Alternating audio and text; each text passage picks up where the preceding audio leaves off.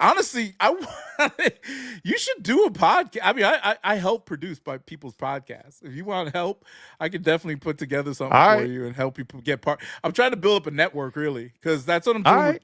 with Kari. He's not gonna like. We're doing this thing right now, but like I want him to own that platform because I'm not really into the sneakers like I used to be, even though that's where I got started. But I want to get like people on and do stuff on a weekly, and then eventually bring it into live streaming because we've had this I had this idea, and this is probably we'll close out on this. I don't want to keep you too long, but like people our age and maybe people in their mid-30s even, they're not really into the streaming stuff. You know what I'm saying? Like Yeah. maybe we'll watch news and politics, stuff like that, or something informative. But we're not into watching like shit like a Kai Cenat type of scenario or whatever, or Mm-hmm. having. So there is a lane for it though. We just got to figure out how to bring that audience to it, and get them to get away from watching fucking Law and Order SVU or whatever, and So watching things like this. I've done some stuff on Twitch. Like I've tried to pod through Mm-hmm. Twitch, and it's like you said, it's not the Still, the right audience isn't demographic. there. Yeah, Yeah, it's not. It's but just the not. audience has to, because, bro, I enjoy watching these young dudes do what they do. Right? I love Kai Cenat. I love even like Aiden Ross is entertaining, even though he's a piece of Mhm. shit. Like there's so many. Like these streamers are interesting to watch, and the ones that I actually, and it's not because they're attractive or anything like that, but like I enjoy watching the older female streamers, Valkyrie, Pokimane. Mhm. Number one, like because they're adults, they're in their 30s. They're Yep. actually talking to an audience that's different. There's guys and girls, but they're actually talking about adult shit and in a fun way, right? So, and I'm like, all right, cool. Like I'm a big Pokemon fan. I watch her shit all the time. Like when it's on, when I could catch it. She's playing video games. She's talking about real life shit. They were talking about dating, relationship dating, whatever, all that type of shit. So there's a lane for it, and that was catered to women. There's a lot of, but her biggest audience is younger women in their 20s. And then a bunch of dudes that watch it, but I think I fall into more of the relatable content type of person, and there's no guys that I see doing this that aren't in the manosphere. Like all the guys our age are like sitting here like you should beat your wife and do this and that. Like no, I My want God. to. If I don't, not if not look. If you're gonna go into politics, obviously there's a lane for that. But that's these like I want to just do cool shit like this and stream it and have people So, so you know what watch I it. think people want? You know what I do? And this might be a weird comment. Wisdom. I think we give wisdom that is Yeah, missing. That is sorely missed, but in a yeah. relatable way. When I say wisdom, it's like we're storytelling. Mm-hmm. This is how we've gotten to where we are. This is how success was built, right? It was built on our back, not on the back of someone else. See, it doesn't resonate with the generation. So we thought about Sean and I. He's on the other pod. He's my boy Sean. We wanted to talk about shit like that, but it's not interesting enough to resonate with the younger audience because that's the audience you have to capture on Twitch because they're not sitting there to Yeah. learn; they're sitting there to get away from that shit. Well, And then, I'm talking just in general as a topic, not on Twitch. well, I then just you have to be more specific with the content. That's why podcasts are so popular with our generation because yeah. very specific, And if we were to sit here and be topic driven, that's a good idea. Maybe we could talk more about building up maybe move away from but talk about real shit like investing and career building, raising kids, things like that, and be cool people doing it. Not for Yeah, real, because right. like you raise the whole man, right? Like you have a bunch of Yeah. kids, then they're 3 all kids. grown. Yeah, so it's like those experiences to people are really good, and you know how to tell stories and all that. That's what I'm doing with my wife, like her podcast. So her mother and her talking and having real conversations. They've only done 2 episodes and the numbers look good. I mean, Yeah, I'm sure that'll take off. yeah, and they're telling stories, relatable stories about a mother and daughter that are both adults, and they're both successful Black women. So there's definitely a demographic for that, and then also just educated women in general would want to see that type of stuff. Because you think about it, I'm going straight politics now, but look at all these chicks on the right wing, the Chad wives, the fucking, all these women are just out there saying, yeah, I'm a Serbian. They got a sick audience. And then like on the extreme, when you talk about other women, they're not talking like other women within that demographic that are on the other side of politics, they're talking about politics. How much they hate Trump, how much they hate life, how much they hate having their period. So it's like but like if women are having, like, I think there's a lane for this, for that, like educated banter, educational banter, without having to be, talking about gossip or current, maybe talking about some current events, but just talking about just stories. Like we just shot their podcast before I got on here with you. My wife was talking about our vacation and how amazing it was to go to. So people looking to go to Jackson Hole, look at that. And I'm going to put together little video clips and stuff where, showing the highlights. I'd had my camera out from some of the vacation. So I'm like, yeah, that's going to resonate with an audience that's interested in travel and lifestyle, right? That could afford to do things like that. You talking about doing your car thing, rearing kids, designing clothes and all that stuff. There's an audience for it. I think sharing there's a content is sharing. Like I share my life in my content, everything so I love that experience. I prefer to watch that kind of stuff because I like to see how people, obviously there's a slant, but still you try and have fun. Like there's so much nonsense and negativity around us. It's like, we all need a break. And sometimes I need the bubble gum for the brain. But that's why streaming to these kids is so popular right now, because their lives suck so much. They see these other people having fun, doing all this stuff, and they're doing it in front of them. I mean, it's getting saturated now, where people are just doing crazy shit. But like, I feel where it's gonna settle, just like with TV and all that stuff, right? Sitcoms and all that. It's gonna settle with a bunch of people who actually have, and podcasting, same way. Like, look who came out of podcasting, like the Joe Rogans and all these different people that are huge, right? Mark Maron, like they cater to a certain audience, and that's huge, and they're the main people in those things. So I think there's a lane for old guys like us to stream and build an audience and do stuff like this, because like, I feel like every time I put out, like, that's how our audio podcast is doing so well. I think people enjoy hearing us talk about stuff. You know what I mean? Or just our lives. You know what I mean? You know what? It could be a call to action for your audience, right? Like what do they want to hear? What do people want us to talk about, or for you to talk about? I don't think our audience leaves comments. They crazy. Don't. Do you comment under posts that aren't people I that do. you actually on the random comment. Shit? Mm-hmm.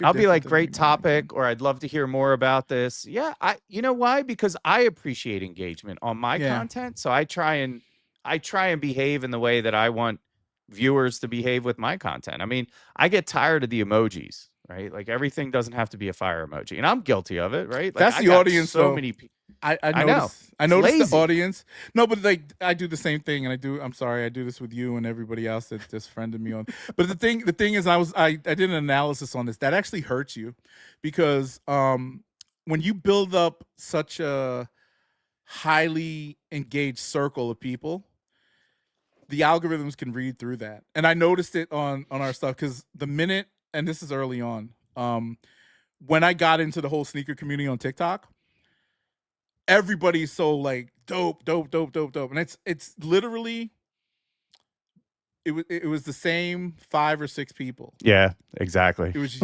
you.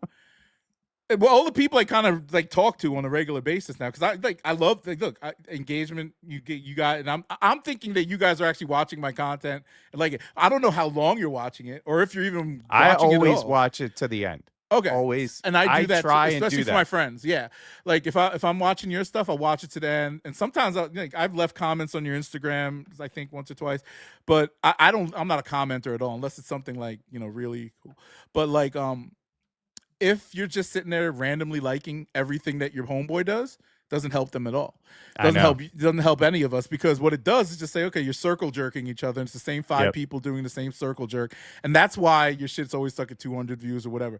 What I try to do is, and what I've been doing is just putting out. That's why, like, if you see the clips that we put up, I make them super topic driven now. What I realize is that not and a random topic, not set topics, like we're going to talk about Travis Scott today and blah blah blah blah blah. But even the set stuff, like when I talk about a sneaker in detail on my other channel, bro, all of those posts on TikTok do amazing, and it's over time. I did a stupid post about that Cave Stone shoe. it's still every day I'm getting at least 200 people that watch it, and the thing's up to a few thousand views.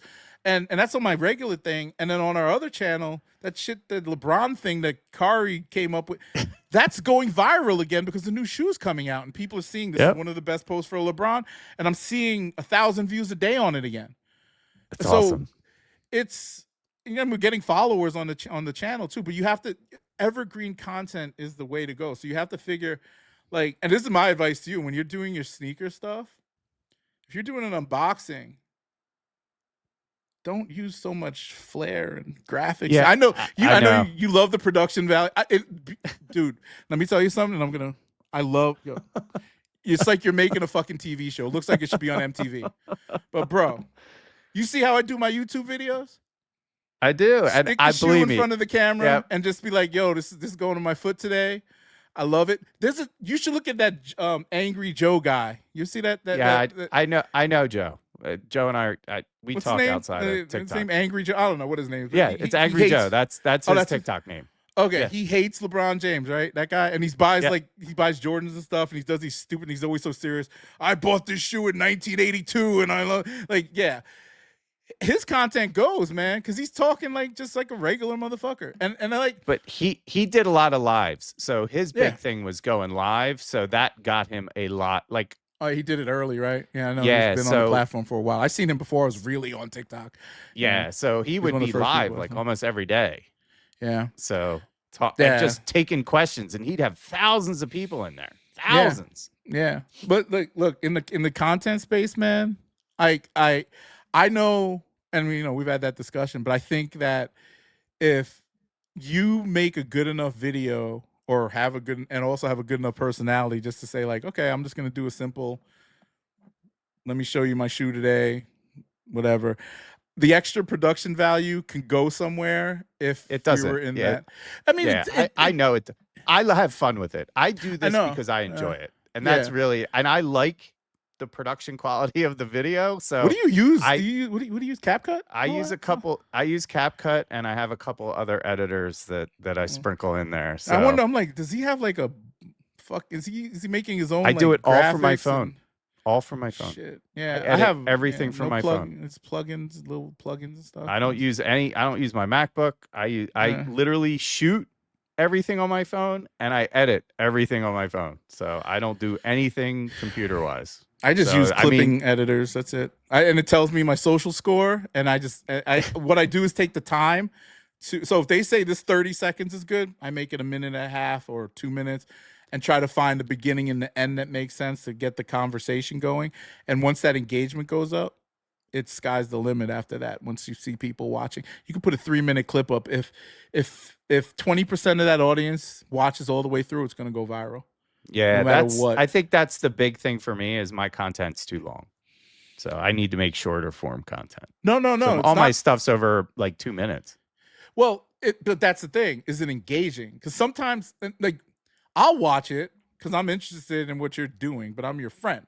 I'm not going to sit here and be like, this is stupid or corny, because I don't know. It's subjective, right? I think you're doing a great job of making the content, but I think you put too much effort into it. And that's not, I'm not trying to be It's all off the rip, though. No, I don't. Listen, feedback's feedback. I'm all for it. I do that all off the rip. I don't script anything. Literally, I just stand up there and just speak whatever pops into my head. If you literally just, and then look, I know your style, whatever the fuck you want to do, but if you, and look, I'm in the business of social media, so I'm trying to make it as good enough for me to think it's good and can do something. But I don't know. I'm not I just don't see. Well, then, but you already said that. And see, Monica said the same thing when I had it, because she puts a lot of effort into her post, but she's like, I just like doing it. And I'm like, for what though? I just said that that's I don't get what's interesting about my stuff, at least on TikTok, because I don't perform well on Instagram. My YouTube is slow, but YouTube's TikTok, interesting. I find that I get a lot of engagement, not a lot of views, but I get a lot of engagement. I get a lot of comments, a ton of my comments and likes almost match. So I may but get you don't get 50, the views, 60, though. 70 comments from a 300 view video. That's decent engagement. Is it all people that follow you though? No, I get some people that don't, but a lot of the people that do follow, I mean, 15,500, I think now. I mean, so I have a Oh lot yeah, of you have a lot. followers, You have but a I good get reach. low Yeah. engagement from 15. If you do the numbers, like, Yeah. if I get 50 comments, that's nothing. Yeah. So You have to it's pay crazy. attention, like from an analytics standpoint, you have to pay attention to the view through rates. And I don't really like you see all those videos about people say about like how TikTok, they tested on 100 people, and if you get what they say, like 10 likes and what or 10 Yeah. pieces of types of engagement, it's all bullshit. They're constantly testing because I see videos that got 100 views still hitting the algorithm, and it only matters if it hits the search. Your hashtags are very important. Like they say, don't hashtag that much. I always put at least, Well, or they they say limit at you least now. 5. Yeah. Well, Yeah. they can only do 5 on TikTok. They just changed it. Well, there's you can sneak around that with the like I use this app that automatically posts on all my social media for me, and it lets me sneak through more. But then when you edit your post in the app, it tells you to take out some hashtags. So either way, but I haven't found a way. Like I embed hashtags in the video to try and beef up the SEO, but at this point, it drives you nuts. So I'm telling you, trying too hard, push bro. my content. I'll take your advice, man. I'll start just I'm telling you, shit out there. Dog. Also, this is what I suggest. Since you do like to put production value, make long form, horizontal content, 8-minute videos maybe that you could put on YouTube. YouTube is a great, I mean, if you're already on TikTok doing the short form, you have a decent following, bring that audience to YouTube as well. I'm trying. I mean, I have a YouTube channel. It's just But do you do long form videos? Or just I've done some. I mean, not 8 minutes. No, I mean, 1 to 3 minutes. I'm saying maybe do an unboxing, right? And I mean, you know how to produce the video well. You edit on your phone, whatever. But like, if you could do it 3, 4, 5 minutes, like similar to the things I do, like talk in front of the camera, put in the, you don't have to go. I think that'll get you, especially since you have rare shoes. And I'm gonna start. That's why I was testing like last. I don't know. You could left the comment where I was wearing the gloves in the video. I was like, bizarre, I shot that video in 2020, bro. My shtick was I wore gloves. I used to wear white or black gloves and do unboxings, and I was wearing literal like winter gloves. I don't know what it was. I just had them laying around in that video. I needed the contrast because it looked a little washed out with my white gloves. So that shoe that was white, but I was just testing it to see like, can this old content work? And it got maybe like I think it's at like 500-600 views because people still looking for those Auto Max shoes, or it's an interesting piece of shoe. But then I also like, dude, I did videos on some Travis Scotts and all that stuff. So maybe if I put like with the Travis Scott coming out, if I repost the when I did the Fragment Travis Scott, the original, the algorithm don't know which one it is, so that'll help me get some SEO on TikTok. I should put that out there now. All I have to do is run it through my editor, and it gives me the best one. I'm gonna test because everyone's waiting on that release. Yeah, right? I have the old one. It looks the same, right? So, but like long story short, but what I'm trying to say to you is that there's nothing.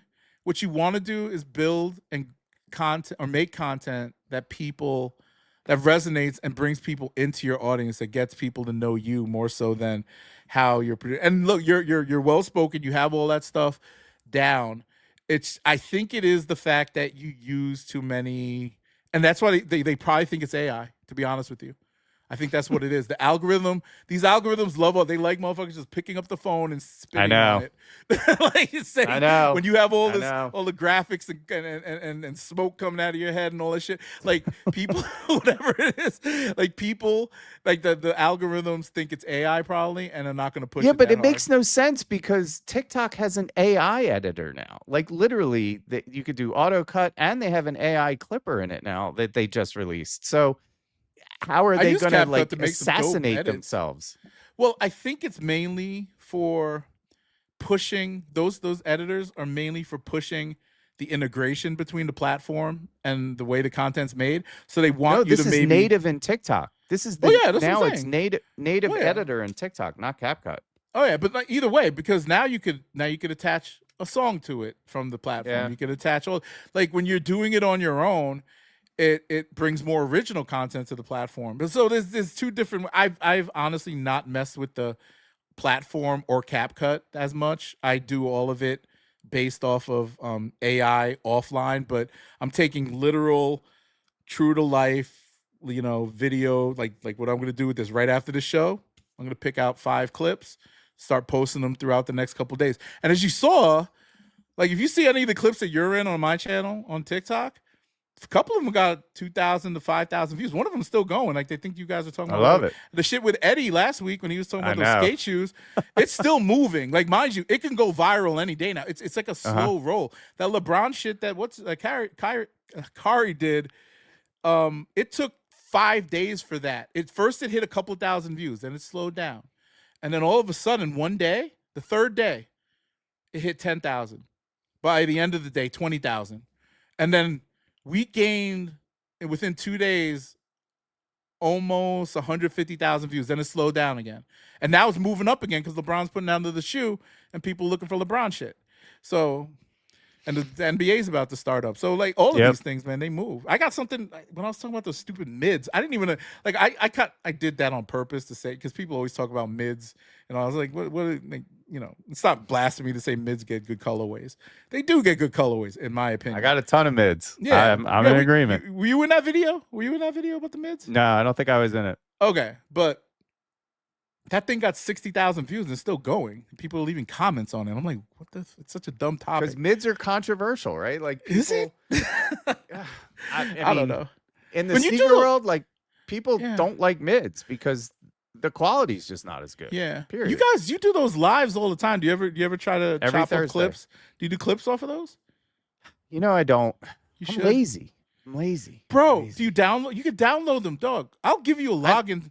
I'll give you my login. I have it. Opus. Like, I get all the info. You got Opus clips? I'll give you my login. I got Opus. I got Opus. Use it? Yeah, dude, I use it for my professional podcast. That's what we do. I do the same thing you do. I chop up all my pods and I release it to YouTube. I gotta watch that. Wait, is it sneaker related or like? No, it's business. It's work I'd love related. to see that. I'll send it to you. I want to subscribe. I'll look because I'm gonna start so I have a big politics. Well, it's getting big. We have almost 25,000 subs, and we only started it 2 months ago. So I do a lot of political stuff, like a clipping. It's all part of my business. I'm trying to build a platform off of it. But dude, it's so easy to manipulate people. I will post. So this Charlie Kirk thing was really eye-opening for me. So I was posting a mix of right-wing and left-wing political commentary. And then I posted something Anna Kasparian said about Israel. Not going to get into the detail, but very powerful thing that she said in one of these Young Turks clips, right? It did 1.5 million views, gained us about 15,000 followers. Wow. Overnight. Wow. And it worked across all the platforms: Facebook, Instagram, YouTube. So YouTube, YouTube, it's slower on YouTube. There's only clips on the page now. I have 125 subs on YouTube. That's slow moving. We have 5,000 on Instagram and 25,000 on TikTok. Now, this page has only been up for 2 months now, I think. Wow. 3 months, I don't know. And I took it over. My team was running it for a little bit, but they were all young guys. They were putting up fucking Charlie Kirk clips and what's that? The rich guy who wants to take over the world. Which one? Peter Thiel. I was like, one of my guys, he really likes Peter Thiel. He put like 3 Peter Thiel. They did numbers, but they weren't getting engagement.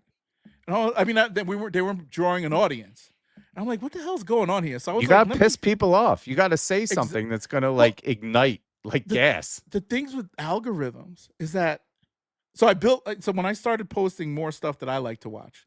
So I started posting Breaking Points with Crystal Ball and Sagar, whatever his last name is, Kyle Kalinske stuff, Young Turk stuff. So I started posting Jank and Anna, and dude, I'm talking. Jake Uger post 500,000 views, Anna Kasparian 200,000, 100,000, all these things. And then I started going like, let me go a little deeper. Let me go a little further left, maybe a little obscure. So I started posting a little Kyle Kalinske, Hassan Piker. Some did some number. They did decent numbers, right? But when I was like, this stuff where it's just like these powerful speakers who have these big followings. So I was like, let me try to go really right wing. And I just did that recently. Tucker Carlson. I actually like Tucker Carlson. I think he's hilarious. And I posted him and Jank Uger having a conversation last week. 300,000 views. right? And then I posted, I forgot what it was, Lindsay Lee. You know her? She's like No. she used to be a Democrat. Now she's a hardcore Republican. I put up a post of her from her podcast with that lady from The Biggest Loser. I forgot her name. You know what I'm talking about, right? She was a fitness lady. Jillian Michaels. Michaels, that's it. Jillian Anderson was, I think she was on Baywatch. But she was. Okay. But what was I gonna say? Oh yeah, so I posted this Asian lady who I've heard of her, but I thought she was a Democrat or I thought she was a millionaire, whatever. I think she is.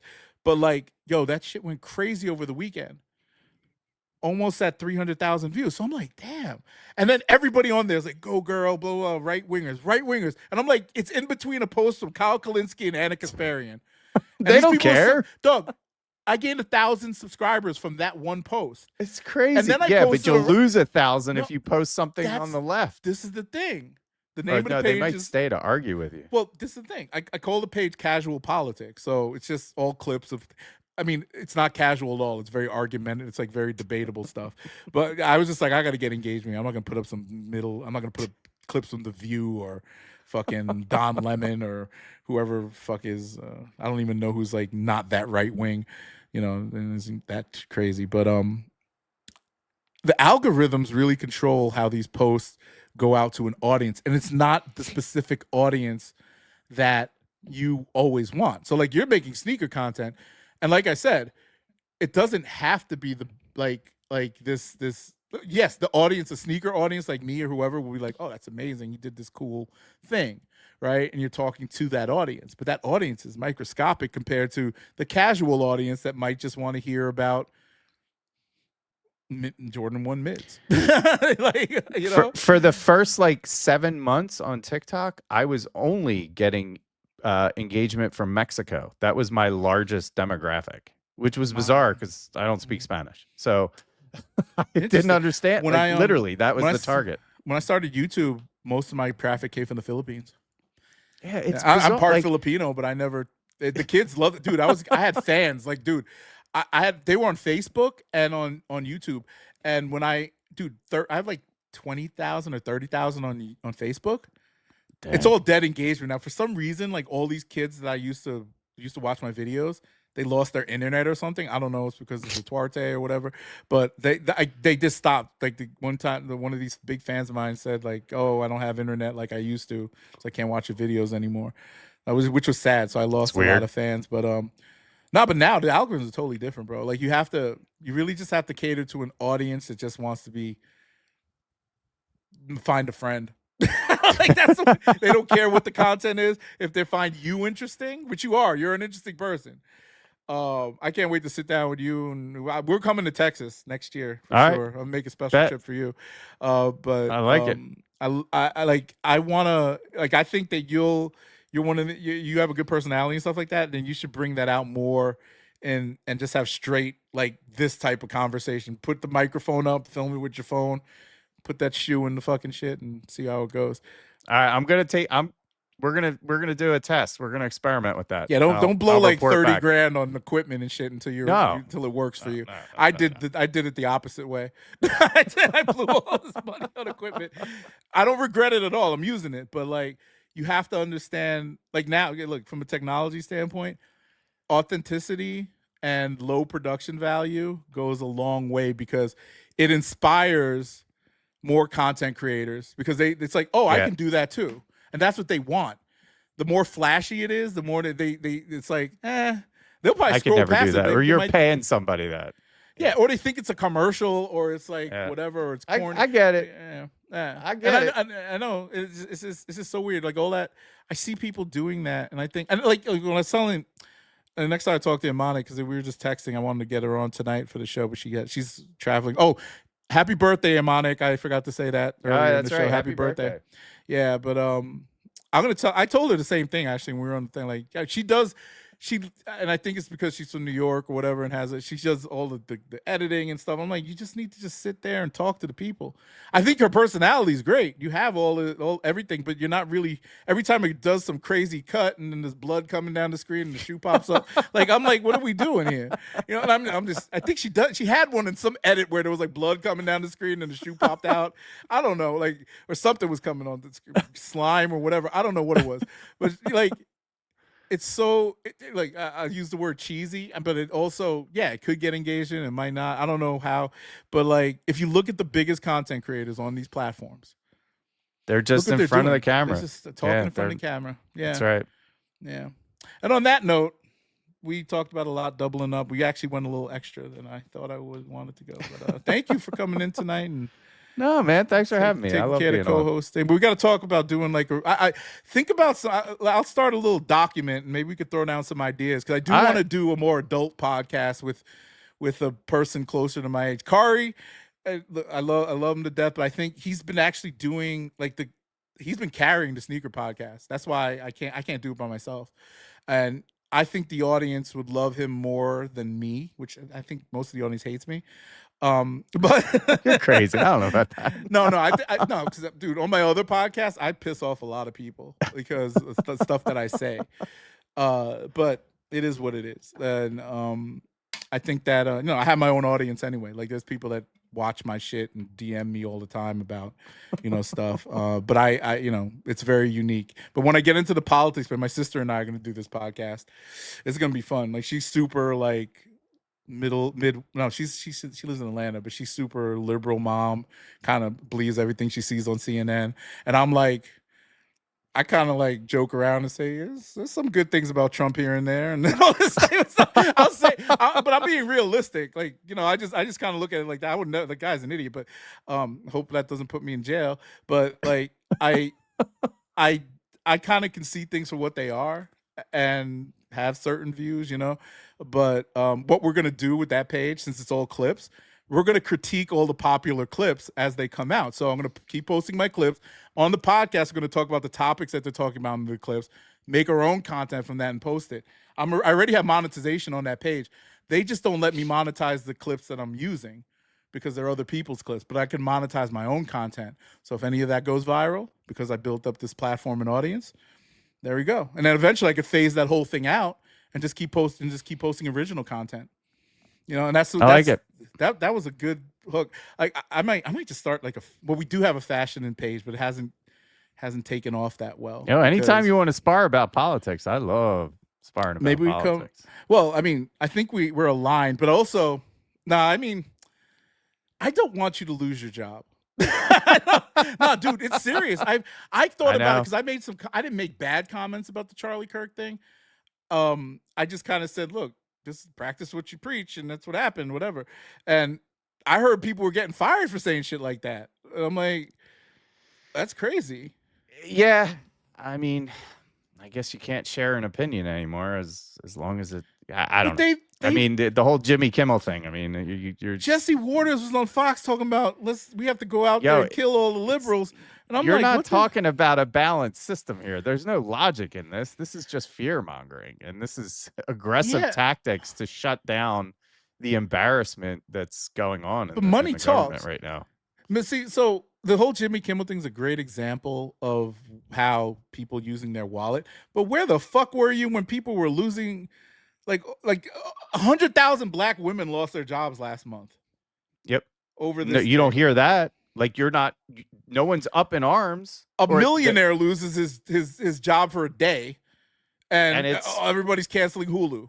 My wife was like, I told her maybe we should cancel. She's like, fuck that. I got to watch the Kardashians next week. And I'm like, all right, whatever. But I think we could go on and on, but I think that the reason about that is just it was the quickly bending the knee to the president and not defending the people on your network for their First Amendment rights. And that's the way I saw it. Whether I mean, Jimmy Kimmel's ratings are in the toilet. I mean, that's not a lie. His ratings have not been good. So late night TV, the fact that he's still on network TV is silly. He should jump to a streaming platform. He'd be much more lucrative.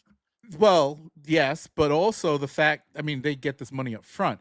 He would actually have to produce his own content and hire staff and work with YouTube and work with these other platforms to put out content. Because that's, if you think about it, look at the clips and shit, the CNN clip, they're making money. They're not getting ratings on TV. They're making YouTube checks. They're making Hulu checks. They're making checks from all the streaming.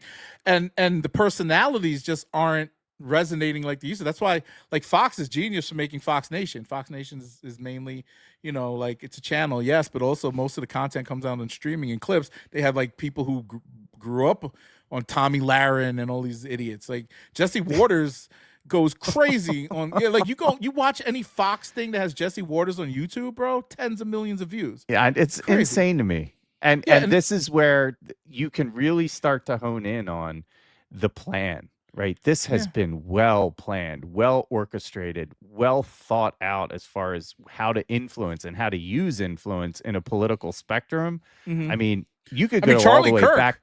Bro, come on. Charlie Kirk. I didn't know how big he was until I saw, like, people that I thought were not what he was saying RIP. I said, man, there were like 20 people that I know that I knew they were Republicans, but I didn't know you were Charlie Kirk Republican. Like, God rest his soul, crying and shit. Like, I'm like, who the mind you, look, I understand, but you followed that man like that? I always thought he was Charlie French. No, Turning Point's been around since what, 2012? I mean, this has been huge. I thought it only appealed to like young right wingers who have these certain views. But dude, I saw middle-aged people, all random types of people that I thought were kind of like, you didn't hear him talk about, this or that. The only thing I could agree on with he made those comments about the civil rights stuff, and they took them way out of context. I saw the full clip, and I kind of agree with that point because there were a lot of groups that did piggyback the civil rights movement and benefited more from it than black people. So yeah, in essence, civil rights has been a good and a bad thing for black people, but that's very nuanced. You have to look at very nuanced. But I think, considering the other things he said about black people, I really, in the big picture of things, I think to him, civil rights was not a good thing because, it gave black people a little help. I think for me, whether you agree with Charlie Kirk or not, I didn't like the Christian veil that he used. I don't think, they all if you truly follow the teachings of Christ, right, that a lot of those statements don't come from Christ. Like, literally, in my opinion, that Christian nationalist movement is there's a lot of evil shit. A worship of power. You ever read the Bible? I actually have. Yes. Well, I've read all of it. Okay, all of it. But there's some crazy shit in the bear about vengeful God, vengeful. Like, so it depends, this and that. right? And so then, if Old Testament, New Testament, I mean, there's a lot of. There's 66 books. 66 books that have written over 2,000 years. Yeah, God's not against abortion. There's a lot of passages in there talking about ripping the fetus out. I mean, there's a lot of, and that's, to me, there's a difference between faith and religion. Religion is practice and following rules. Faith is truly, I don't need church to have faith. I don't need church to pray to God. And that's where they confuse things, because they meshed the two, and then they turn. That's why it's more of a cult type of thing now, because they think, tomorrow. Oh, the rapture's coming in a couple hours, by the way. I thought it was over. I thought we were already here. I thought it's the 24th. I thought we missed us. No, the 23rd. It was today. I heard the 24th. I heard today. Everyone was waiting for the rapture today. It's all over TikTok. It was all a big joke. Shit, I left a box of Bibles outside for the people who are left. Shit. Anyway, but I thought it was going to be tomorrow, but whatever, whether it comes in an hour or not, whatever. But I'm where was I going with it? Oh yeah, like people. Like, I know a lot of people who took on faith, started going to church and all that, and all they do. And I said this in the past, because I was into the church thing for a while, trying to understand it. Because I studied Islam. I was raised Catholic. I went to Catholic church. And Catholic people, it's all about guilt and confession. Yep. They scare you into being like. But I always felt pray to Islam, a saint. Yeah, I always felt Islam was the ideal religion, because it blended faith and discipline in the same thing. But when you become extreme and fundamentalist, that's when it gets all crazy. Because if you can't handle discipline, That's why they rape goats and little boys and shit. Because they're like, oh, I can't be. I'm dead serious. That's why these Al Qaeda guys do that stuff. Like they're sitting there like, oh, I'm gonna go get 40 virgins when I go to Allah, and I can't have sex with a woman, but I can fuck a goat or fuck a little boy. That's the dude. Crazy. It's fucked up. So with I Christianity, mean, that's the whole thing. Old Testament. The Old Testament is all about repentance and repenting for your sins, and you have to follow these rules to receive, repentance. But if we were to just look at the New Testament, it is, love God, two commandments: love God and love your neighbor like you love yourself. Like literally, that's it. It just says be a good person. So I don't want to get super deep, and I love. But isn't that theology, the baseline for most religions? It is. Like, yeah. It so is. I don't understand why people think that it's only applies to them. I don't get it. If there truly is one God, whether it's Allah, okay, you have to fully devote yourself to that thing, and then follow these false prophets, because that's what essentially they are. False prophets, and the Charlie Kirks, the Donald Trump. Yes. Even on the other side, I don't know who's doing it, but people. You There's bad on both sides. Yeah, and I feel like it's hard for people with less, what's the word, cognitive dissonance, is that the word, or whatever, like the brain power to compute those things, and they need religion, they need faith, they need something to guide them through life, and then they take on these extremes. Because you got to think, like going back to that Charlie Kirk thing, the guy who shot him, he had no political he wasn't super religious. It seemed like he was conservative, but he also was gay and had a trans boyfriend, and then had he's a mishmash of modern. And I don't think we'll know. Like, there's not enough data being presented, and who knows what data is being presented is even real, right? But so think about it. He's a person who did not like a person who was who was considered, if I'm. And this is where my head goes with that, is that we have ignited such negative, aggressive behavior over the past couple years in this country. I mean, you go out in public, no one wants to talk to anybody. Everyone's heads down. I mean, just from the physical presence of people, everyone is anxious, on edge. Not certain people. You can't get a kind word. I don't know. It depends on where you are. I live in the South, bro. Everyone maybe is usually over there pretty nice, but now you could feel it. You can feel the tension. It's different. I really feel it here. I go outside and everybody's even. I mean, look, I haven't been outside much since this particular thing happened, so I don't know how it's affecting the community. I live in the middle of Ohio, so I'm assuming there's a lot of hardcore motherfuckers that love that shit. But I haven't seen it. It hasn't personally affected me where people are on edge or doing whatever, but we'll see. I mean, I just got back. Even when I was in Wyoming, I guess over there it's a bunch of rich people. All they care about is their money. So it's like I didn't see much of I didn't hear any politics or anything like that. People were just the people.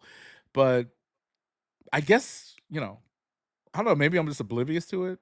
I like to talk about these things, and I've had the most right-wing person, ironically, that I know is my friend who I do the food YouTube channel with, and he's a cop and he's black, and he's very. I could talk about. So Terry, my friend Terry, he's very he literally. I could see tears in his eyes when we were talking about Charlie Kirk getting shot before I left. I'm like, damn. He's like, I was like, you're black. Did you see what he said about your mama? What are you talking about? He's like, but again. You got to look, we don't see, and that's what's wrong with the internet. We only see what they want us to see, right? And that's why I try to really be in both, the so do I. underbelly. So you and I are very much alike like that. I need I'll watch a Alex balance Jones all day. I have to. So watch I need to hear both sides so I can form my own opinion. But some of that shit they say is batshit crazy. It's absolutely insane. It's just, where is that coming from? And how is it? And how? Yeah, but when you look at from a if you're talking about political debates and shit, Hassan Piker probably is the most extreme left-wing person I've seen that has a big platform, right? What are on the fringes of that? I don't know. Is there other left-wingers? I mean, does Antifa have a YouTube channel that we should be TikTok? Watching? There's a bunch of more liberal. Yeah. but they're young and they get a lot of Oh, like engagement. that But Dean Withers kid or yeah, whatever. like They that get whole in the group that went debates. after Turning Point and Yeah. basically tried to debate Charlie Kirk Oh, they at did one that. of his They did events. that 20v1 thing, and they killed Charlie though. But it doesn't matter. His audience doesn't care. They're loyal. Yeah. I mean, they're loyal loyal to his cause, and this conservative movement that is growing amongst youth in the country is interesting. I mean, it's an interesting kind of point of view that I don't know how that plays out, to be honest. Like, Shit. that's a weird. It's a weird kind of experience right now, and why? What about the conservative movement is appealing? Why are people gravitating back towards that? Are we truly racists at heart, right? Are we truly looking to segregate and truly looking at values to create divide? I don't know. Like, what are we valuing to do what? What's the end state? So are we looking for, to go back to the 50s, right? Where single income, but yeah, but I think it's deeper than that. I think it's really like and this is where I kind of get scared about things. It's like, how far back do you want to go to the point where it's just white people? Like, that's the way I look at it. Being a man of color, I have to think about those things because I can't, you're a white guy. So at the end of the day, if you comply, you're probably going to be all right. You get to keep your sneakers, you can do it. Right? Yeah. But then I think about, like, there's black people that gravitate towards this shit. And they think that it's like, I don't understand how they think. Like the Hodge twins, like those idiots. Like, they literally could.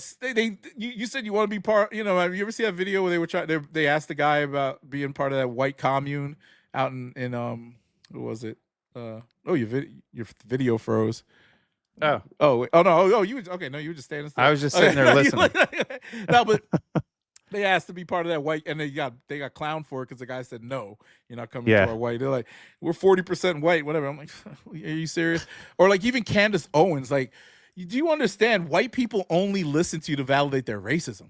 Like, so I got a black friend, and look, they hate themselves. They hate the blacks too. Like, I hate the blacks. It's all right for me to hate the blacks because the blacks hate the blacks. I'm like, what are you talking about? It's crazy. It is crazy.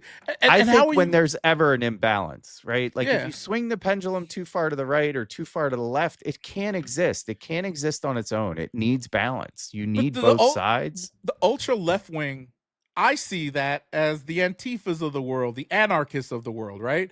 And I don't even know if anarchists can be on both sides, I guess. But no. Right wingers tend to like to be led by somebody. They like to be cucked, right? They like to see their wife get fucked. So I'm serious, they do.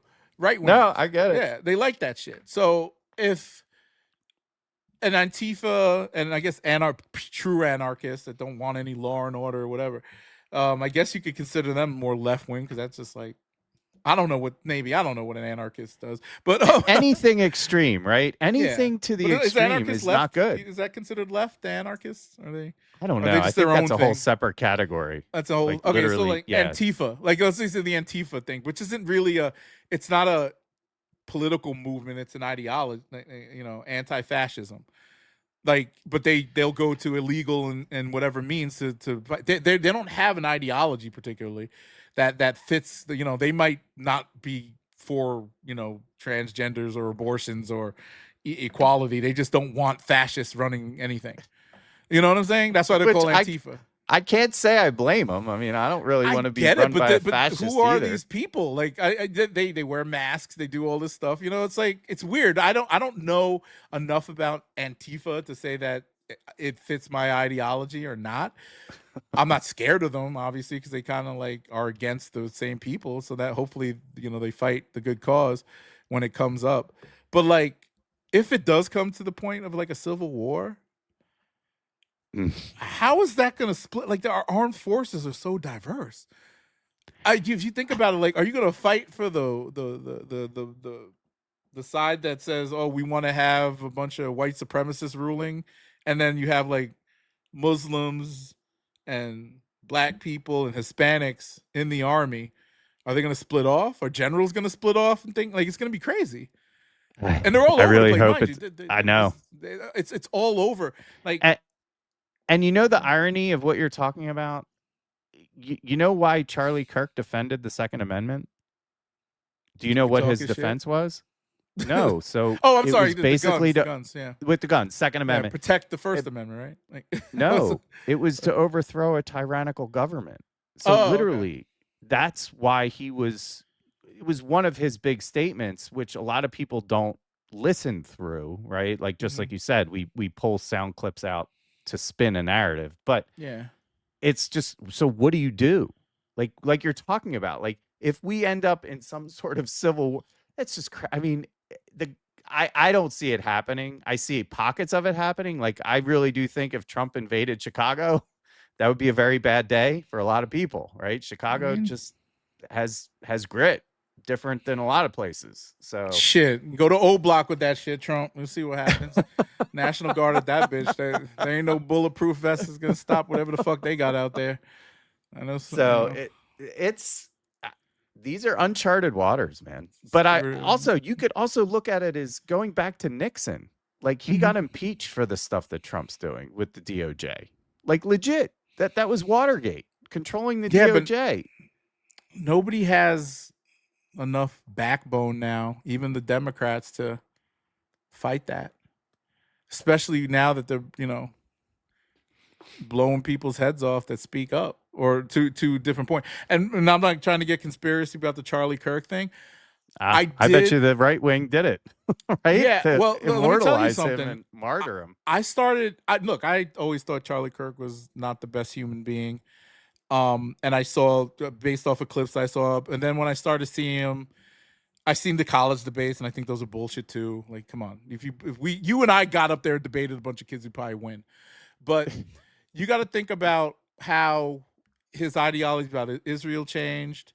He started talking to more left-wing commentators, like him, and he developed relationships with the Cenk Uygurs of the world, and he debated. He's about to the week after he got murdered, he was supposed to debate Hassan Piker. Yeah. And that was a big deal because Hassan and him are literally the mouthpieces for both sides. And if they came together in some way, shape, or form to agree on something, that'll shake up some shit. Because then if Charlie's audience says, oh, that Hassan's, I like the way he talks about economics, or he's talking about whatever, and again, Charlie agrees with that, maybe we'll check out his live stream. We'll never know. We'll never know now. And it's weird because what's next, or who's next, or how, what's we just take a break from it all. Can we have no one up next? I'm happy to not have any more. Like we can, no more people dying. Information, obviously. But I flooded with info and poison. I mean, geez. This guy find a kind word. The man who makes a new TikTok every day is talking about too much info and poison. You're feeding into that, my friend. So am I. Yeah, but my stuff's not super toxic. Like I talk about stupid stuff. It's all corny. But see, that's part of the problem too. You got to think about that. If we're all seeking engagement. You may say, "Oh, I'm doing it for fun," but we're all seeking engagement because when it goes viral, right? You get that. Yeah, it feels good. Listen, I don't do it just because if no one watched my stuff, I wouldn't continue. Exactly. You don't want to be like, look. Where's the ROI? Where's the ROI? Spade a spade, right? Yeah, exactly. I'm not messing around. I do this for money. I want to do it eventually for money, but at the end of the day, we all do it for validation. I'll admit it. Look, if I got the shoe, if I got the clothes, if I'm talking about something slick or whatever, and I want that validation. If I'm witty enough or whatever. Yeah, we all want. Why do people go and become celebrities or actors and stuff? Yeah, we all secretly want to do this. Some make it, some don't.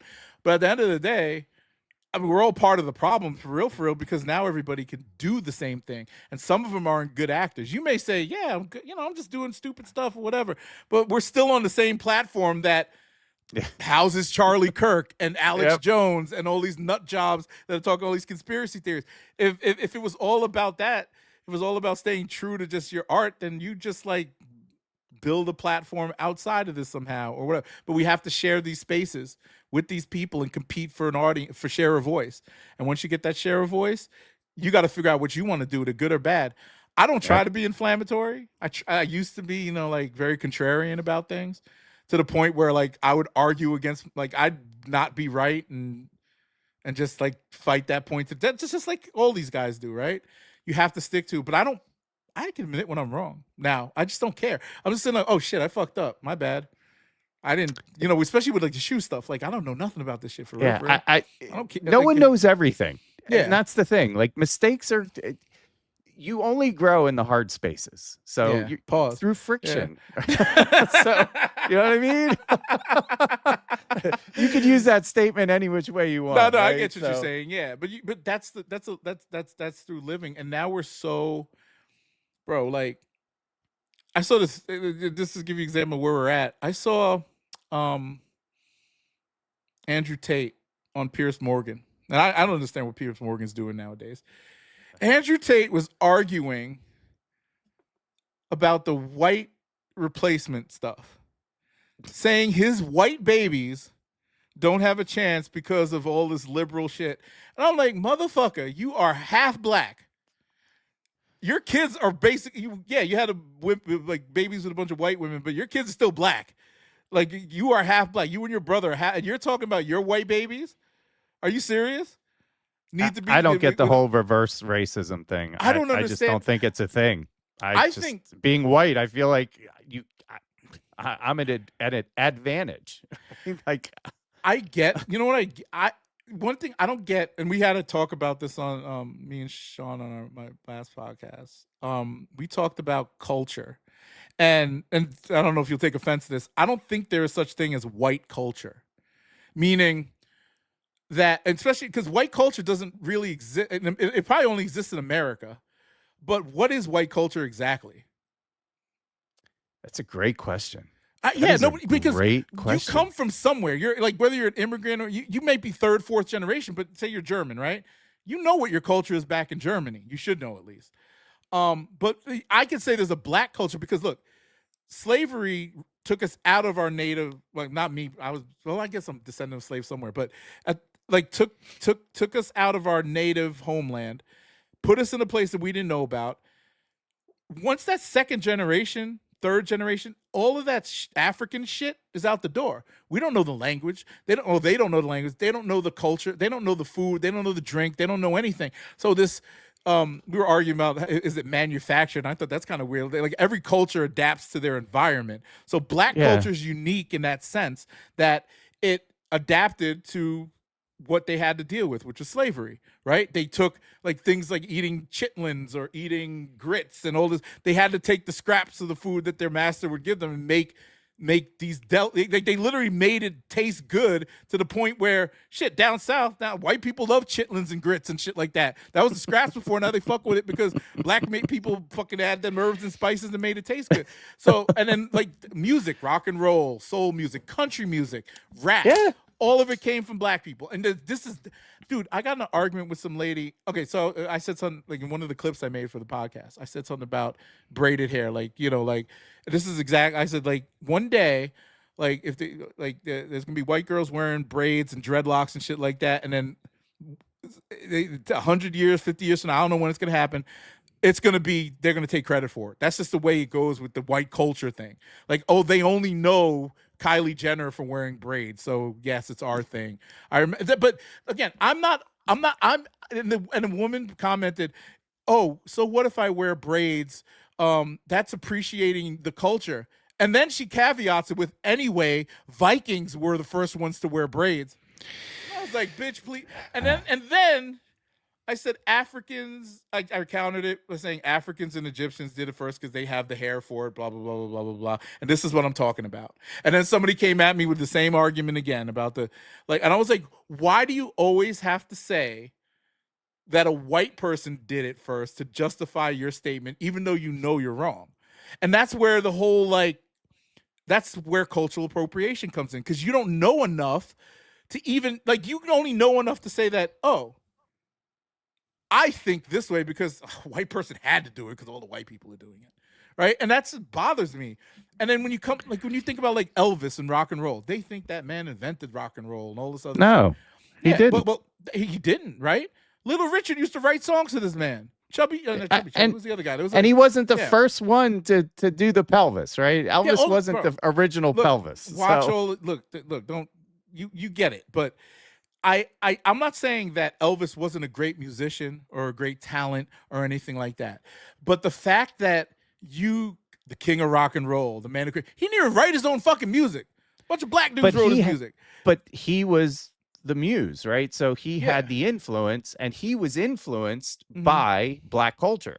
Yes. So he He took was. that He and, went to black and he churches was and able all to whitewash it, right? Yeah. Well, I don't Basically, want to say make why. it. He was a talented guy. Like I'm not gonna No, lie. but Like, I'm some just of saying, his like, music good. I ain't gonna, no shade to Elvis, right? Like, yeah.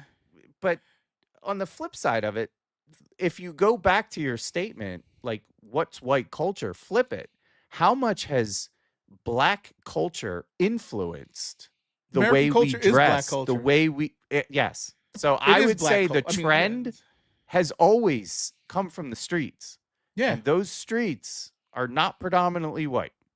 Exactly. But also, you're thinking big cities doing all that stuff, and even it goes into, like, I'm not going to go all the way back, but I think that there is a case where you could just say American culture was built out of something like the Western stuff, like the cowboy hats, things of that nature. Even though they might have came from somewhere, Americans are a mishmash of different cultures. I hate the word melting pot because a melting pot, so like everything in a melting pot will explode at some point, and it's not going to be. I would say a gumbo of things, maybe like that's why people love America. So I would say it's a gumbo of things. There's meat and potatoes. There's all types of rice and all this shit, and people. It tastes good, and it's and people. That's why people love American culture so much, because it embraces the best parts of every culture, and I would say appropriates it to the point where like Taco Tuesdays, bro. Like, like things like that. We've taken burritos and shit and made it American. You know what I mean? Like, we own it now. Like, I heard Ted Cruz say, like, we own the burrito now. I'm like, what the fuck? Oh my God. But long story short, welcome to Texas. Yeah, but bro, you got to think. Tex-Mex, all that type of stuff. Americans are very good at taking other people's culture and turning it into their own in some way, shape, or form. But the problem here is that when we don't appreciate their culture. Like when people dress up for Halloween as a Mexican mariachi singer or something like that, it's a joke. It's not you're appreciating their culture. It's a joke. Like, this is funny. Look at me. I'm dressed like a Mexican. Right? That's what they say. I look, and then they're like, they make the blackface, all of the stuff, all of these things are making fun of the cultures that you literally suck the life out of every day. You go to Chipotle every day. You don't appreciate the shit that you're getting from these other cultures. Not you particularly, but we don't think about it because we're so when you go to other countries and they eat KFC, they're like, oh my God, I love KFC. You go to Japan, they love KFC. They love it. It's crazy. And it's American. They love the American KFC. They don't sit there and say, making fun of Americans for being lazy fried chicken eaters. You know what I'm saying? But they do that over here. Yeah, right? It's weird. I don't know why it matters. At the end of the day, like, why do we need the different distinctions of class, right? So we're just people. Just people doing people things, right? And class, we culture, have heritage, right? Yeah. And the culture that comes with that heritage. Why wouldn't you want to share that? Because people don't know their heritage or their culture, their real heritage of culture. And it has, like, when the people from the South say that they're, like, all this Southern pride and shit, like, where did you really come from, though? You came from a boat. You came from Germany, England, somewhere.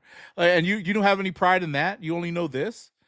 And it's shitty culture, if you think about it. Like, Southern culture? I mean, meaning, like, the history, where it comes from.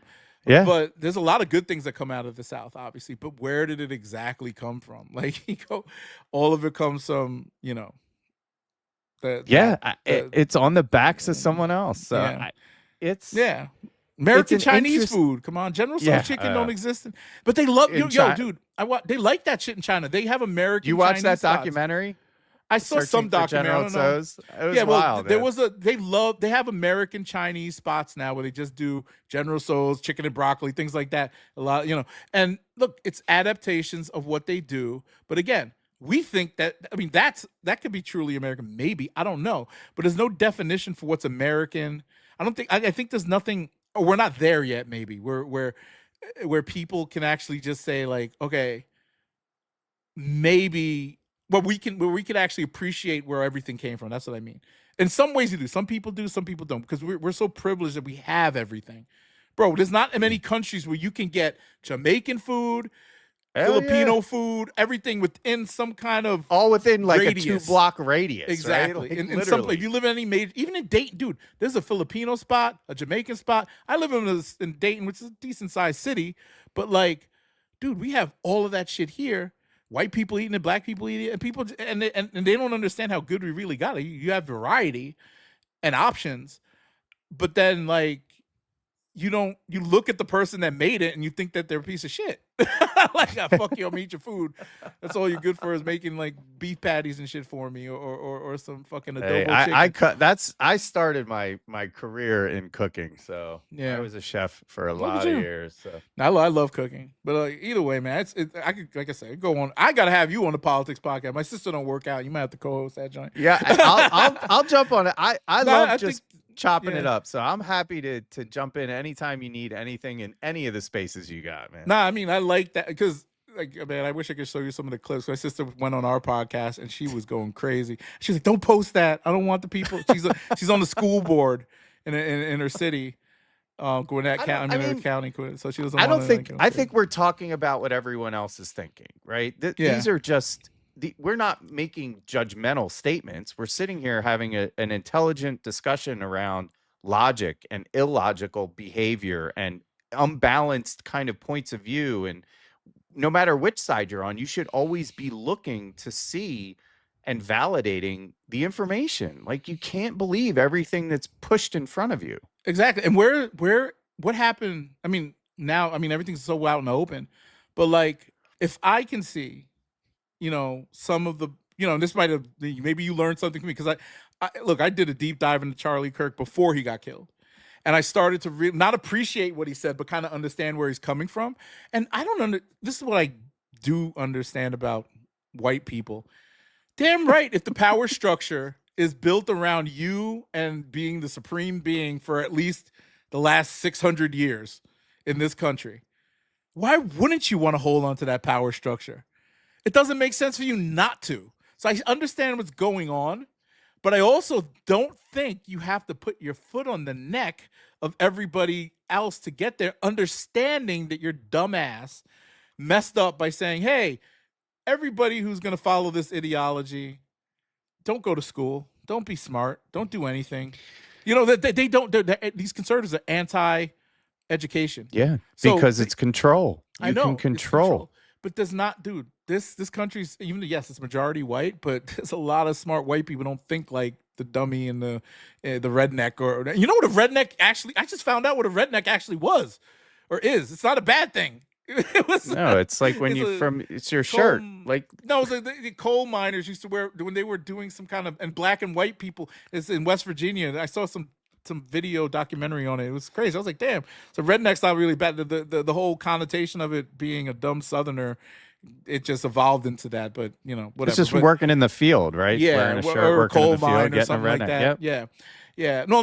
The term came from a bandana they wore while they were striking. I don't know. Like I think there was some kind of, maybe there's two different meanings. Yes, getting a redneck from being in the fields all day, if you're white. But I don't know. But I saw a documentary or some video on it.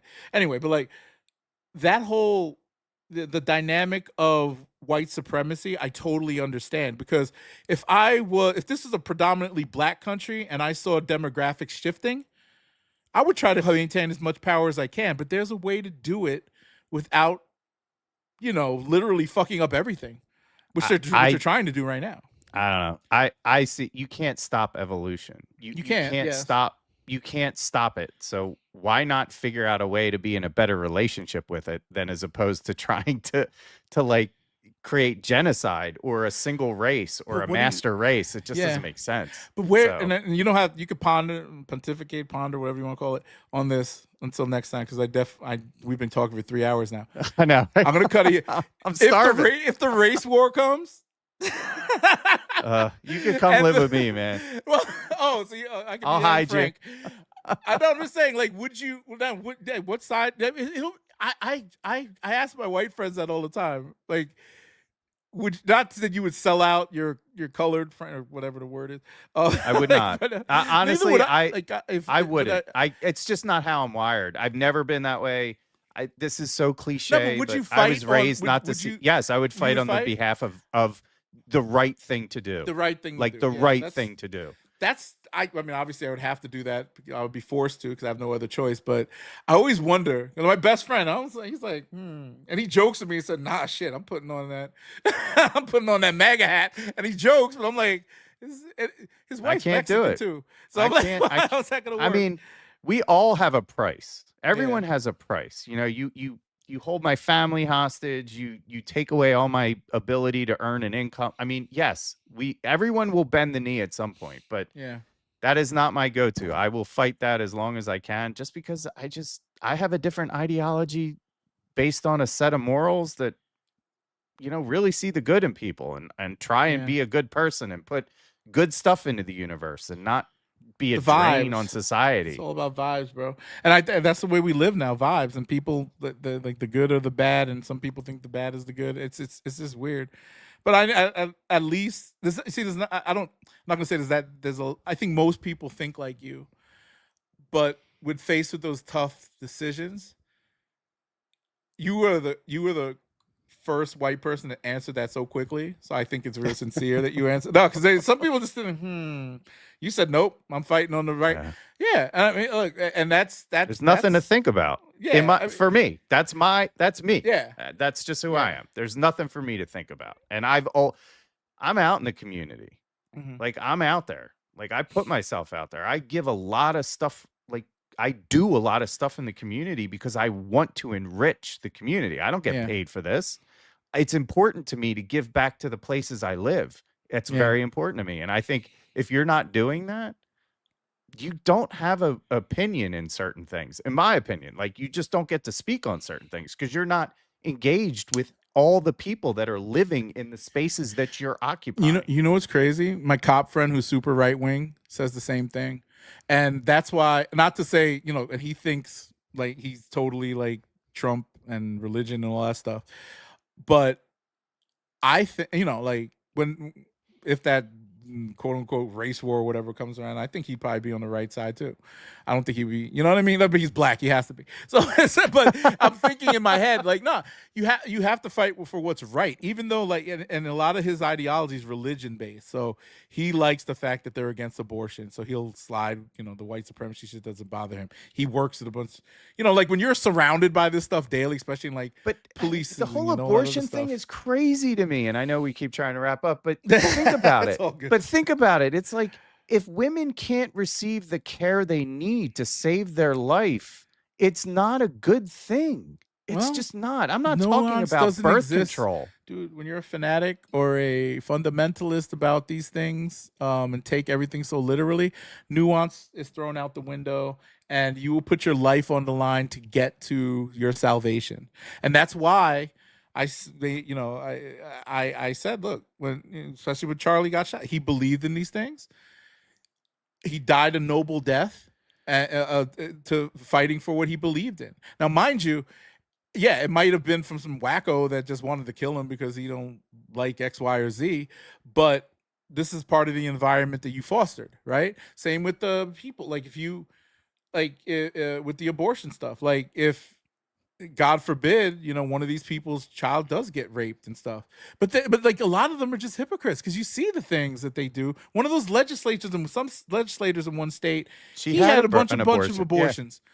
Right? He got his mistress pregnant twice or some shit, and he had a bunch of abortions. But he's the one who wrote the legislations for anti-abortion. Most people that cast judgment like that are full of fault. Oh, they want, right? Yeah. So yeah, they are compensating or overcompensating, but whatever. But they seek salvation, forgiveness, and all that stuff from some God that they will only meet on Judgment Day. This girl I used to date used to say, she was a psychologist. She's like, look, I believe in God, but he's the only one that could judge me. So if I'm out here sucking dick, if I'm out here doing this and that, I have to face him in the afterlife, and he can judge how I lived my life. But like, look, I'll go to church when I need to. I'll have to do this when I need, but I believe in God. I'm going to do right by people. Like if these things are what's going to make me a bad person, then I go to hell, I guess. So like whether look this going back to the Charlie Kirk, he could be chilling in heaven right now or in the deep depths of hell because of what he believed in. Who knows? We can be going to hell because who knows? Imagine God could, maybe God is just a big old white guy who just wants everything to be white, and that's why And shit, I'm fucked either way. Like it doesn't matter. But right now in the now, as long as I know I'm doing right by you, my wife, whoever, and doing things that enrich our lives, like you said, enrich other people's lives, and make dude, I have a business. I work in these spaces. I have friends. I have community online that I cater to. So it's like these are the things that matter to me, right? Family, friend, all that stuff. And you have to, if you find pride in what you're doing, it makes people happy and makes some kind of difference in the world, positive. And then I see that's what's so conflicting about a guy like Charlie Kirk, or even guys like you could say, and I'm not comparing him to Malcolm X at all in any objective sense, but when Malcolm X was preaching all that black nationalism and all that stuff, there was white people hated him, right? Like you could go back, you could see all the thing, they wanted to kill him, whatever.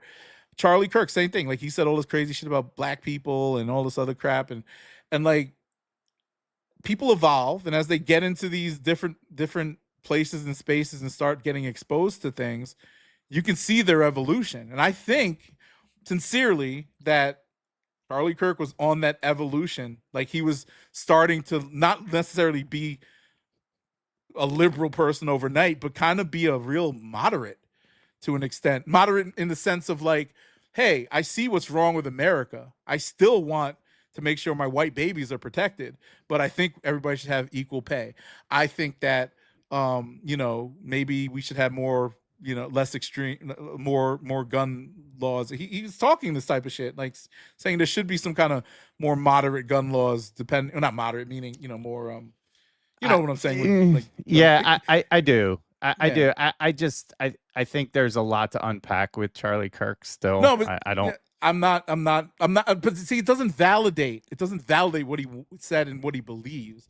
But I think that him having those discussions still is something that, as a person who likes to debate and talk to the other side about things, I could commend him for that, because he didn't put it. He started to put himself in circles of left-wing politics that made those debates more valid in a sense, right? Talking to real.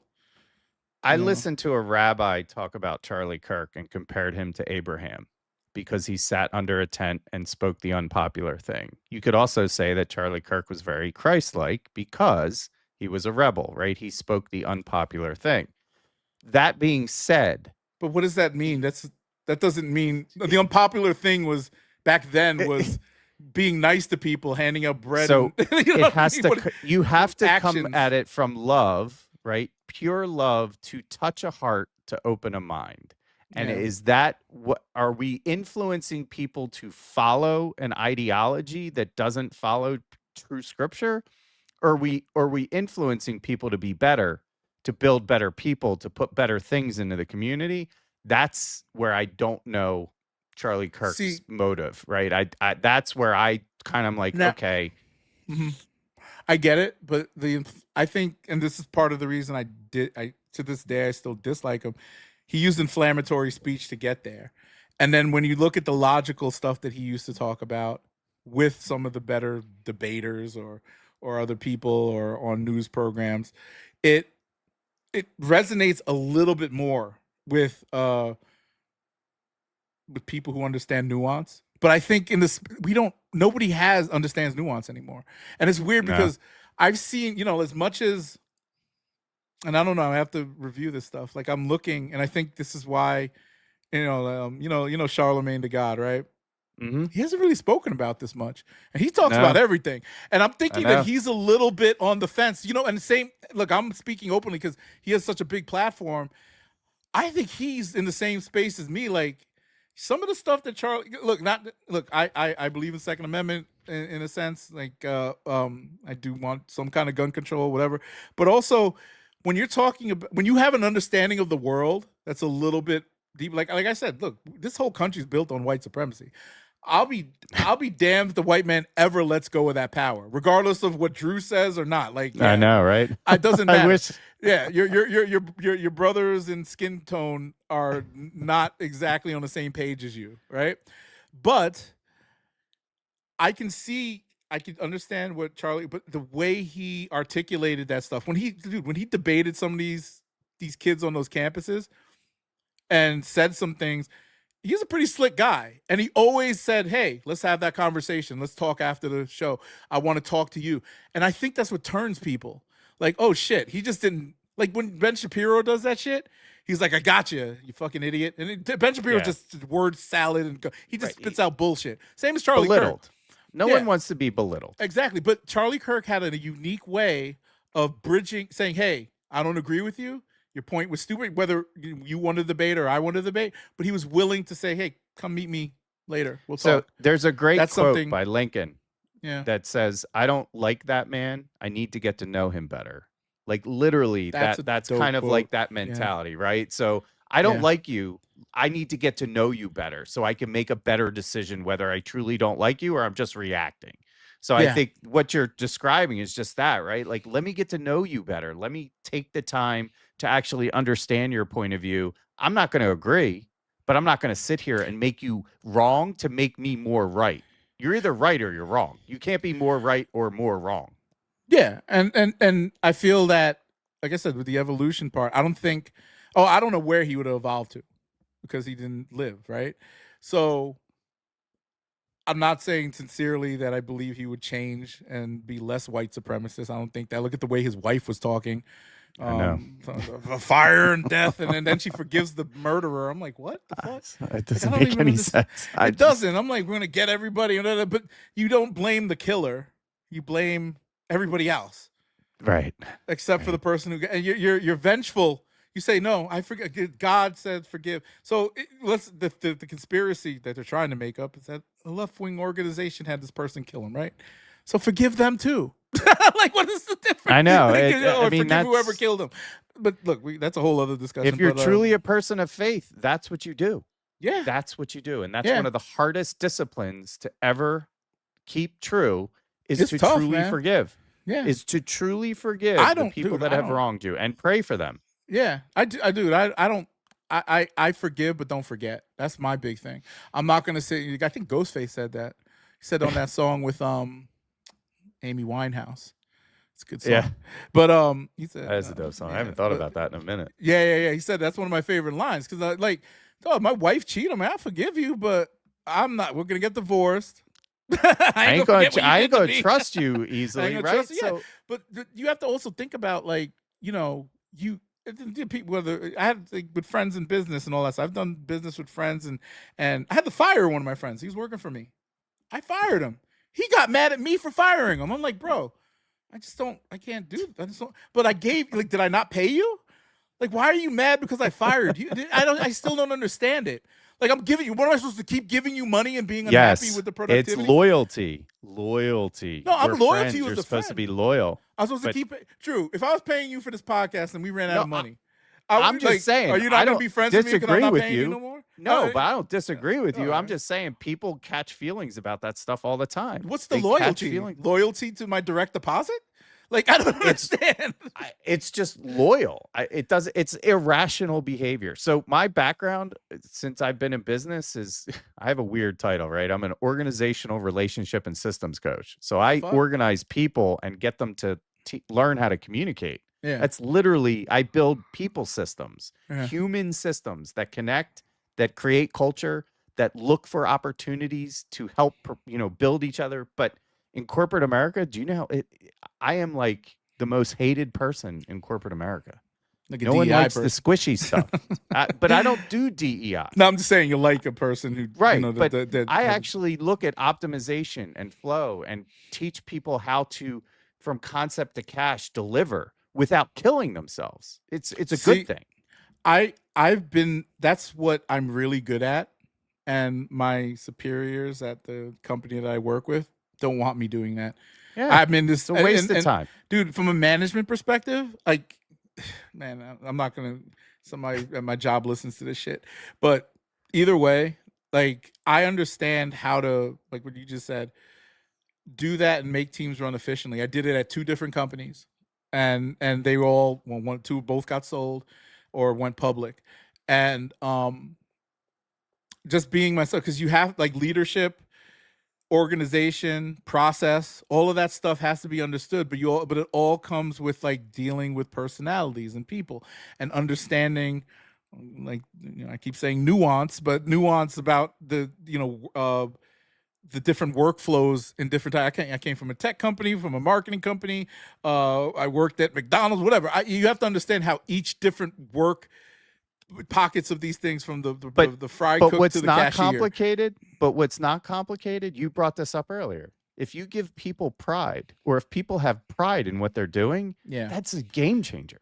Yeah, Purpose, and then they stay forever. pride, then ever. if you dude, oh man, the turnover in digital ad operations is 2 years. When I was managing teams, dude, I had people. The shortest term that anybody that didn't get fired was working for me was 4. My team was solid, bro. Nobody wanted to leave. They got their little incremental 2-3% raises. We're happy with that. I worked in ways to give them new titles that meant shit, but they loved working there anyway. Right. And then always said, hey, if you want to move to this, you want to be an account manager, you want to be a salesperson, let's build a path for you there. Get to know these people. It was encouraged. This is early days this is mid 2010s tech world, right? Where, they just started getting HR people and learning this stuff. Now it's totally different. They're totally assimilating the corporate America. Yeah, tech people. What happened? There was another great quote. I forget who said it. Around, I've only gotten as far as I've been able to get because I've stood on the shoulders of giants. Like, literally, I only got here because other people cared for me and fed me and got me here. I didn't get here. Yeah, it was a struggle, but I was able to build a career based upon the care and feeding of others, right? So that's important. And I was just people don't get that now. These kids don't get it. They move from one spot to another. There's no loyalty in the work. Like, I did a speed mentoring last week for a big design outfit, AIGA, for the Dallas chapter.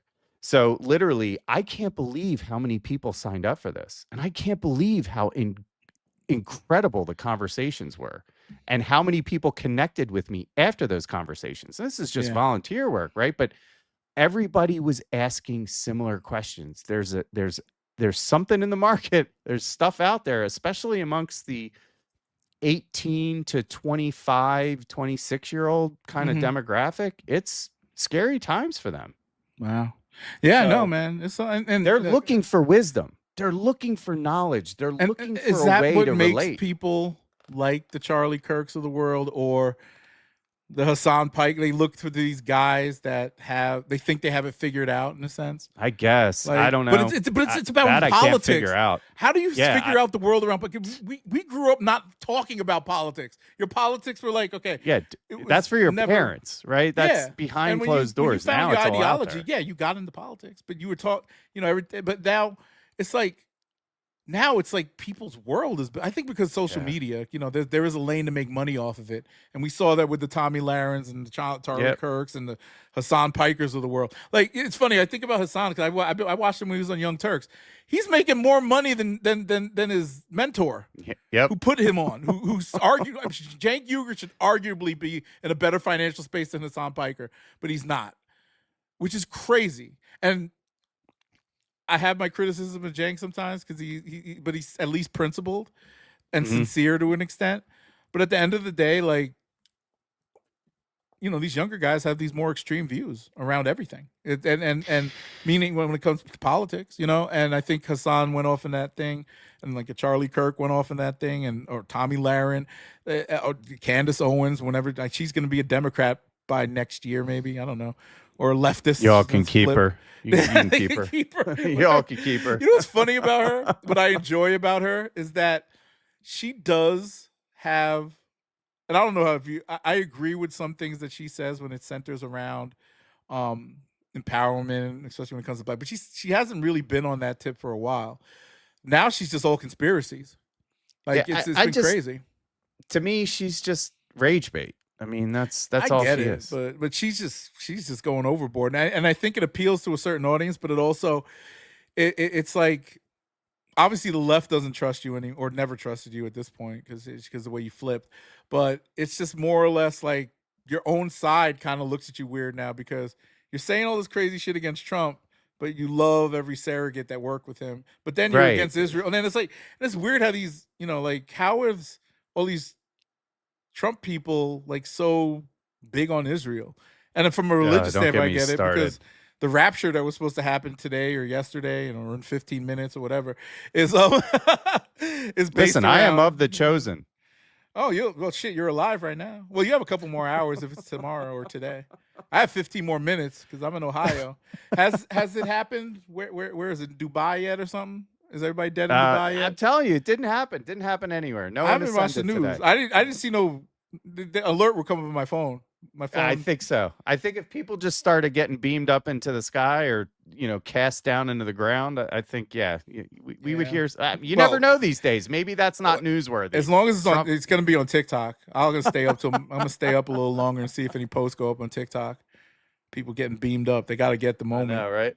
So there were some funny videos of people doing that. There was this one girl, she slid down the stairs a bunch of times, and then she's like, this is what it's going to look like when the rapture comes in it. She reversed the video, and it's her like going up the stairs. Some exorcist shit. It was just funny. It was just like her slinking down the stairs. But anyway, all right. I'm gonna bounce because I see my better half peeking around. She's like, "Are you done yet?" Thank you for staying extra. This was a good conversation. No, I'm gonna put this on the other channel. I'm splitting this up into 2 episodes. Use it for whatever you want, man. Oh no, man. There's a lot here. You did it. I love this kind of talk. So anytime you want to banter about this stuff, obviously. I'm really serious about. I think that you would be actually a good third guest. Something to keep my sister and I from, because she likes to listen to people, like smart people particularly. I won't claim to be smart. I'm just knowledgeable. I'm not all that smart. That's what smart people are, knowledgeable. And I'm not ashamed to call other people. That's so weird. People don't even compliment each other anymore. No, so weird. You don't. I mean, it's a shame. It really is. There's a part of society that has really atrophied in a way that it's not good. I mean, I will walk down the street and I will compliment your fit, your sneakers, your hat. Yeah. I walk in my neighborhood every day. I run. I'll talk to my neighbor. I'll be like, I love what you did with the landscape. It makes their day. A kind word. Dude, I tell my never guy, forgotten. Yeah. It's never forgotten. My neighbors has the nicest lawn on the. Every time I see him, I'm like, Joe, I'm jealous of your lawn because I don't take care of mine. I bet he loves it, right? He loves like, it, dude. Yo, that's what he does it for. That's pride, right? Yeah. Like we said, no one's making TikToks to not be viewed. So how are you viewing the world and the people in it? Is it in a positive way or is it in a negative way? So change the perspective. Do something different. Yeah. Dare to be nice. Dare to be nice. Well, I'll reach out to. I think I'll we're gonna have our first episode of the Casual Politics podcast on Thursday. So I'll talk to my sister, see what she thinks. 'Cause she's a little antsy about it, but I think if there's a third person there with a different opinion. Now, you being white might be an issue, but that's all right. It's all I run in all kinds of circles. If it's an issue, I totally understand. No, it's not an issue. I'm not looking to intrude on anything. I'm joking. No, I'm messing with you.